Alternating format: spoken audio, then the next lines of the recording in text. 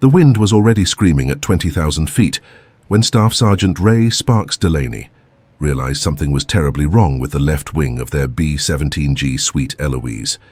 He had been moving from the radio compartment toward the waist when the fort suddenly lurched, sagging hard to port as if an invisible hand had shoved it down. Lieutenant Mark Halloway, the pilot, shouted over the interphone that the number 1 engine was shaking itself to pieces and they were losing power fast.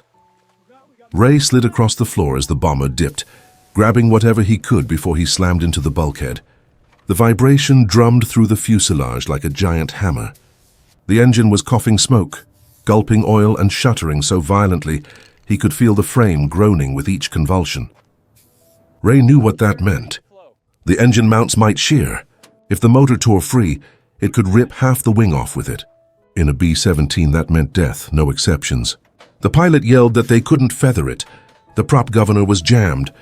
The runaway propeller was windmilling past safe RPM, threatening to tear itself apart. They needed it stopped now, or they wouldn't make it home across the channel. Ray glanced through the narrow waist window, saw a blur of spinning metal and a streak of oil trailing back like blood. They had just completed their bombing run over Bremen, dropping their payload through thick flak. They had survived the black clouds, the shrapnel that clanged off the fuselage, the near misses, and even a brief pass by W190s. But now, with the target behind them, with open sky and escape ahead, they were being undone by a machine that refused to hold together. Ray keyed the mic, already knowing what the conversation would be. "Lieutenant, I might be able to reach the nacelle from the wing. If I can pull the access panel, I might shut off the fuel manually." The cockpit erupted with voices. "No, impossible, too dangerous. You'll be blown off the wing before you get half a foot out." The bomber was still at nearly 200 miles per hour, the slipstream strong enough to tear a man apart. But Ray had already made up his mind. He had worked as an airframe mechanic before the war, and he knew every bolt of a flying fortress. He knew where the handholds were, where the skin was strongest, how to brace himself along the spar. If anyone could do it, he could. And if he didn't try, they'd be dead anyway. The engine screamed again, louder, a metallic shriek that echoed through the cabin. The mounts groaned. Something was going to let go soon.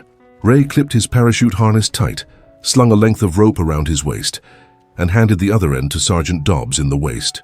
"If I slip," Ray told him, "don't pull. Just pray." Dobbs nodded, pale as paper. Ray crawled toward the bomb bay, heart hammering, knowing what he was about to do had killed men before. The wind hit like a fist as he opened the hatch. Bitter cold knifed through his flight jacket. He climbed down to the narrow footplates along the side of the fuselage, gripping the metal handles riveted into the skin. Below him stretched 10,000 feet of empty air. The wing was only a few feet away, but the slipstream made it feel miles distant. He eased one boot out, tested the force of the wind, and felt it push against him hard enough to nearly topple him backward. He had to angle his body just right, lean forward into the gale, and then step. When his foot landed on the wing root, the force of the wind shoved him flat. He clung to the metal with his gloved fingers, sliding slightly on the smooth aluminum, before he dug in and held. The vibration from the failing engine traveled through the wing bones, rattling his teeth. He crawled inch by inch along the wing, the slipstream threatening to peel him away as though he were no more than a leaf caught in a storm. The fortress was still in formation, though dropping back as the wounded engine howled. Another B-17, flying off their right side, drifted slightly closer as the pilot stared wide-eyed through his cockpit. The crew inside could hardly believe what they were seeing, a man crawling on the wing of a flying fortress at altitude. Ray ignored everything but the job. He reached the back of the engine nacelle, bracing his legs around a structural rib. His hands went numb from the cold, but he forced his fingers to work. He pulled at the access panel screws. One slipped from his grasp and tore away into the slipstream, spiraling into oblivion. He gritted his teeth and kept working. The engine roared like a beast in agony. Every second counted. Finally, he wrenched the panel off and grabbed the fuel shutoff lever. It was stuck.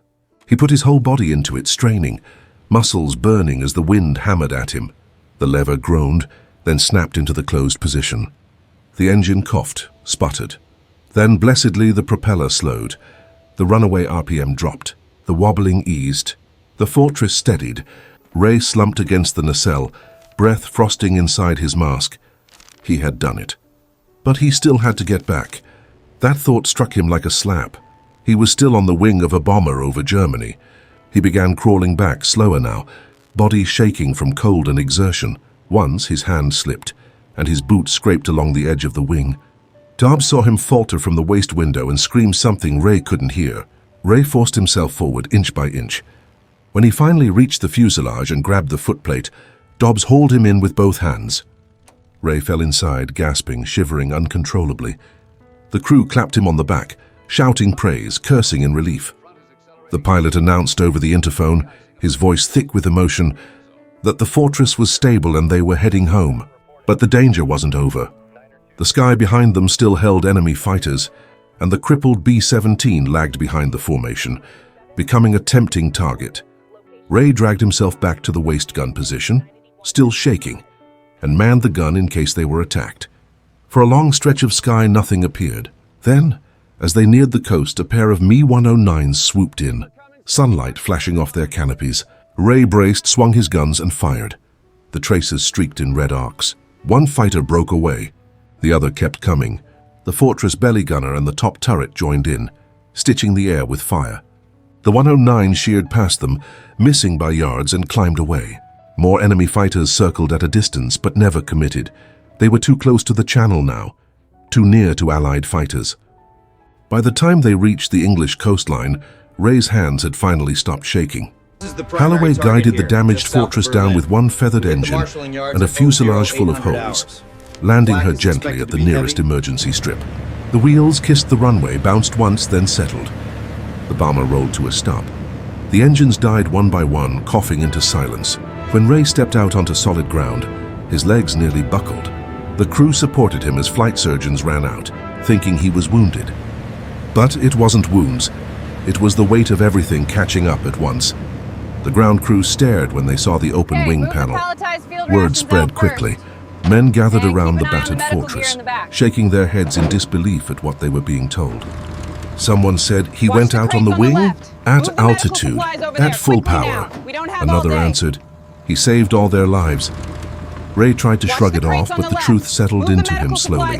The only reason the sweet Eloise had made it home, the only reason 10 men were alive, was because he had crawled into the sky and fought the wind with his bare hands. That night in the debrief tent, when the intelligence officer asked for details of the mission, Holloway simply said, "You can write whatever you want. But remember this, Sergeant Delaney is the only reason we're standing here." The crew nodded in unison. Ray felt heat in his face, embarrassed by the attention, but also deeply proud. He had done his duty, yes, but he had gone beyond that. He had done what seemed impossible, because that's what their survival demanded. In the days that followed, rumors spread through the airfield. Stories of the sergeant who climbed onto a wing in flight to save his crew. Some embellished it, some didn't believe it, but those who served with him knew the truth. The sweet Eloise, patched and repaired, flew again weeks later, and Ray went with her as always. He kept her in the air not just with tools and mechanics, but with unwavering loyalty to the men who entrusted their lives to her, and to him. The war would go on.